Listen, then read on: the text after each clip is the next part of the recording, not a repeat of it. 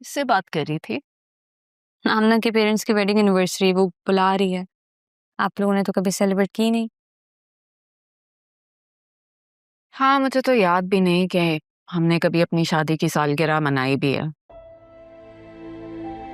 पहले कभी नहीं मनाई,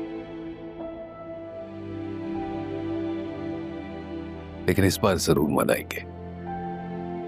नरमीन, तुम शायद भूल रही हो, उसी दिन राहा भी तो पैदा हुई थी।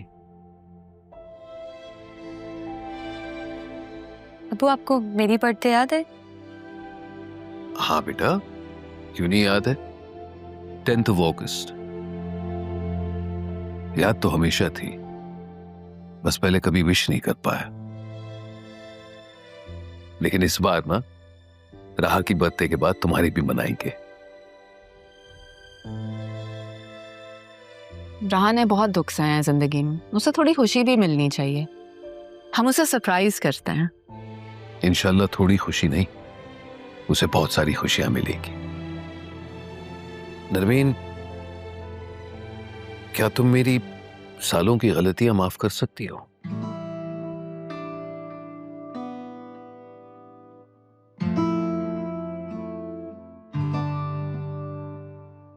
कबीर, मैंने हमेशा तुम्हें अपनी मलकियत समझा था।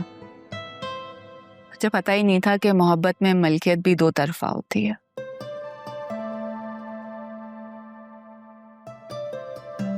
तुम भी मुझे माफ कर दो। मोहब्बत सिर्फ अंधी नहीं होती, बहरी भी होती है। सिर्फ उस वक्त सुनती है जब सुनना चाहती है। भाई, कमाल है, ये अचानक फलसफा कहां से ले आई? मोहब्बत के बगैर गुजारे इन सालों से।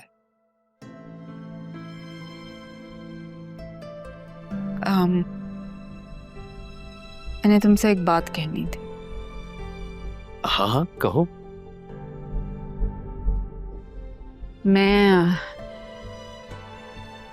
मैं डर गई थी जब खाला गिरी थी।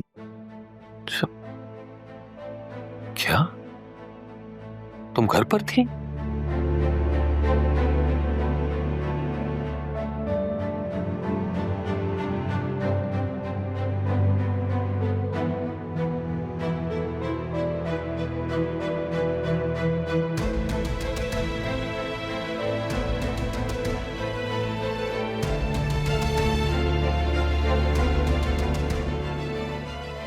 ये कहीं मैंने गलत तो नहीं कर दिया? मैं राह से कहती हूँ।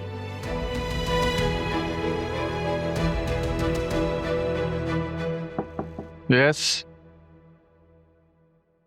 सर, मैंने तुमसे आरएनबी की फाइल लाने का कहा था। जी सर।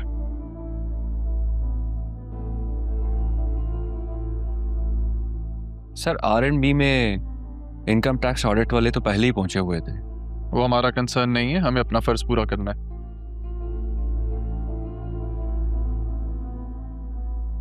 लो, मिल गया क्लू। जरियून और वसीम ने जिस जमीन पर बिल्डिंग का नक्शा अप्रूव करवाया है वो पार्क की है, और दूसरी जरई। ये दोनों गैर कानूनी है। मुझे वहां जाना होगा। मगर सर, आपका जाना जरूरी है क्या? कुछ बातें सुनने से ज्यादा बातें करने वालों के चेहरे के तासुरात देखने का जो मजा है ना, उसका कोई मुकाबला नहीं। इसलिए मेरा जाना जरूरी है। करेक्ट? फिक्र मत करो, तुम्हें बता के जाऊंगा कि करना क्या है। लेकिन सर, जरियून और वसीम तो गायब है, और जिसने भी ओवरटेक किया है बिजनेस, उसके लिए मामलात बहुत ख़राब होने वाले हैं। मामलात वो मैं देख लूंगा।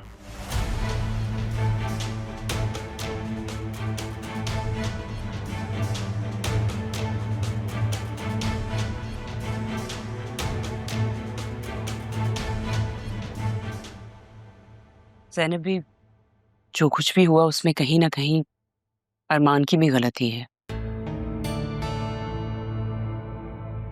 ऐसे क्या देख रही हैं? सही तो कह रही हैं।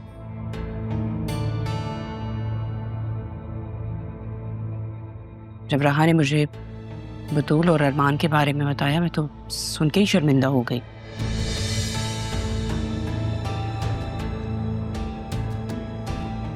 ज़ैनब भी मेरी बेटी आपके सामने पली पड़ी है, क्या आपको वो ऐसी लगती है कि उसके किरदार पे उल्टी सीधी बातें की जाएं?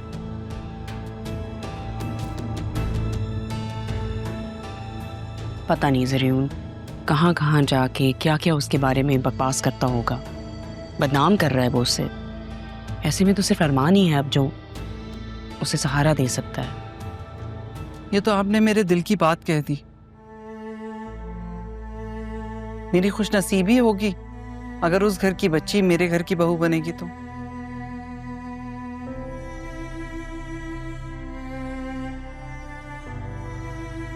दिखा दिल, तुम तो खामखा परेशान हो रहे थे। देखो ना कैसे ज़ैनब भी एक माँ की बात समझ गई। मैं अभी आई।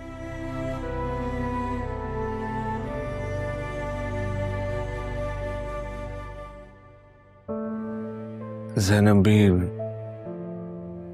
ये क्या कह दिया आपने? और कितने एहसानात हम पर। क्या हो गया दिल भाई, इसमें एहसान वाली कौन सी बात है? और कुछ गलत नहीं कहा मैंने। ये बात तो तय है, आपके घर की बच्ची ही मेरे घर की बहू बनेगी। रही बात आसिया बेगम की, तो वो एक माँ की तरह सोच रही हैं। मैं समझ सकती हूँ वो किस जाविये से बात कर रही हैं, लेकिन आपकी बहन को आपके साथ की जरूरत है। अभी बहुत कुछ है जो आपको बताना बाकी है। कुछ दिन मेरा साथ दे दे, सब ठीक हो जाएगा। ज़ैनब भी, मैं आपके साथ हूँ। तो बस फिर परेशानी किस बात की? चाय पीजिए।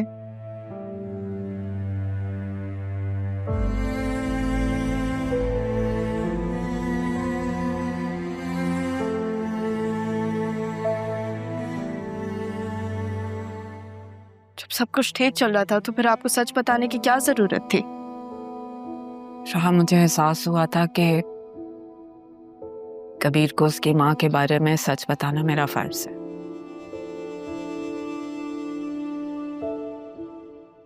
नरमीन, मैं तुम्हारे साथ नहीं रह सकता।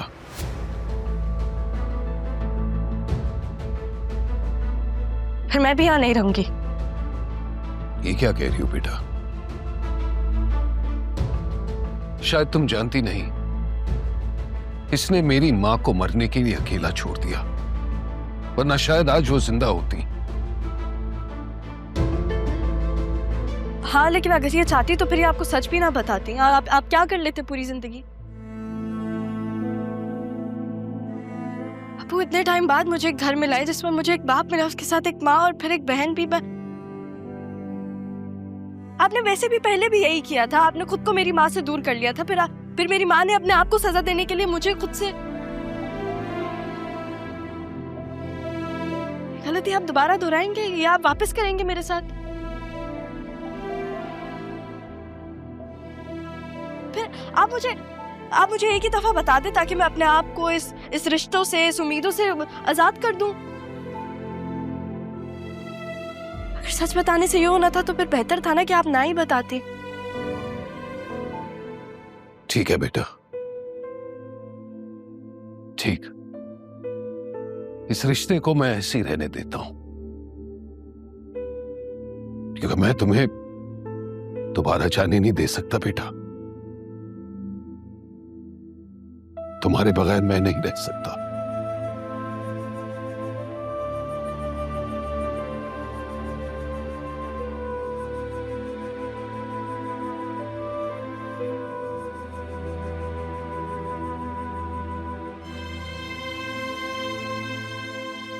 अब इनको थोड़ा वक्त है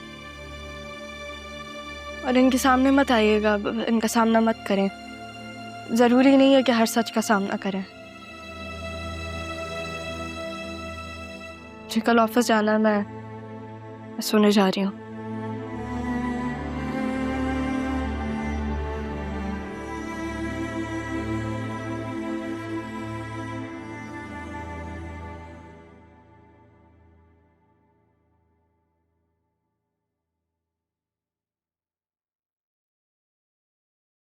हाँ बोलो।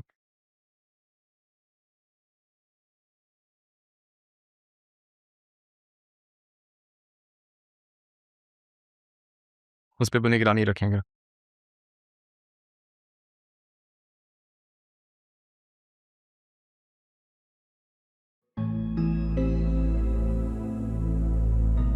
अरमान तुम यहाँ, मैं तुम्हें ही कॉल कर रही थी। असिस्टेंट कमिश्नर अरमान सिकंदर हयात अपने जाती काम में मसरूफ है और यहाँ ताल्लुकात नहीं, कानून चलता है और कानून में जाती जान पहचान की कोई गुंजाइश नहीं होती। ये सब क्या है, बैठ के भी बात हो सकती थी। बैठकर बात करते तो मुजरिम को भागने का मौका मिल जाता। मिस सैफ, R&B का नया प्रोजेक्ट जिस जरी जमीन पर शुरू किया गया था उसमें करप्शन सामने आई है, जिसकी तहकीकात का हमारे पास सरकारी फरमान है। आप नई CEO हैं, अगर आप ताउन करेंगी तो हम अपना काम जल्द से जल्द करके यहाँ से चले जाएंगे। बिल्कुल, लेकिन ये सब मैंने नहीं किया, किसी और ने किया। जिसने भी किया है उसे भी हम ढूंढ लेंगे। तुम करप्शन के रिकॉर्ड चेक करो। मेरी इजाजत के बगैर यहाँ से कोई कदम भी बाहर नहीं रख सकता। ठीक है, मैं भी डर के भागने वालों में से नहीं हूँ।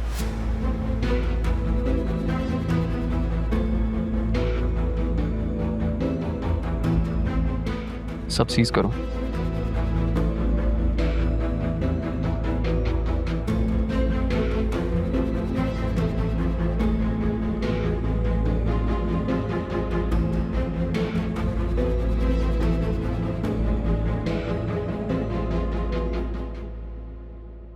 समझता क्या है ये खुद को, अब ऐसे बदले लेगा।